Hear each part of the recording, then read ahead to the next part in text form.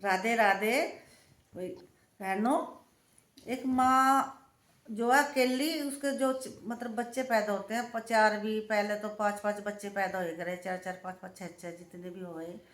अगर वो बेवा भी हो जाती ना जवानी में, तो फिर भी अपने बच्चों के लिए जिए करी कि भाई मेरे बच्चे बड़े होंगे, मैं अपने बच्चों की परवरिश करूंगी। उसे किसी दुनिया से कोई लेना देना नहीं था, ना किसी रिश्तेदारी से था।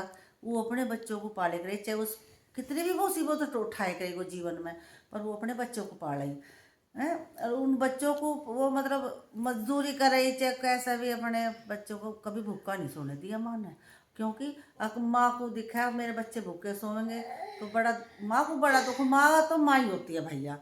और जब माँ बड़ी हो, मतलब बुढ़िया हो जाओगे और बच्चे जवान हो जाओगे, वो बेचारी उन्हें पढ़ा लिखा के वे अपने मतलब कामयाब हो जाएंगे, और फिर क्या होता, वे बच्चे माँ को बोल लेंगे अब भाई 6 महीने तू रखियो, 6 महीने तू रखियो, कि भाई मैंने ठेका ठाया, सारी उम्र मैं रखूँगा माँ को, तुम भी रखो। फिर उस एकली माँ का पेट इतना बड़ा हो जाता है कि उन बच्चों पे वो माँ नहीं रखी जाती, उसे कभी उधर कभी इधर उसे ऐसे घुमावे। और वो माँ जो क्या है, वो माँ ही तकेगी कि पता नहीं कौन सा बेटा मुझे बुलाएगा, कौन सा मुझे प्यार देगा। वो कहेगी, हमने ऐसी ऐसी माताएं देखी हैं, वो कह रही मेरे 4 बेटे हैं, मुझे कोई सा फोन तक नहीं करता है, मुझे फोन तक नहीं करता। उस माँ पर कितना जोर पड़ा जिसने इतने दुख उठाए कर उन बच्चों को पाले, पाला परोसा।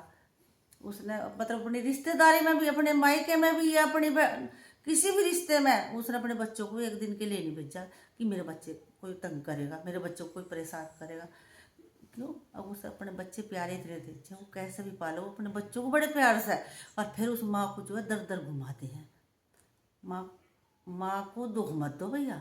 माँ ने पता कितने कष्टों से तुम्हें पाला, और फिर माँ को ऐसा करोगे। भैया अपनी माँ का ध्यान रखो, माँ और बाप का, अपने माँ बाप को कोई कष्ट ना दो।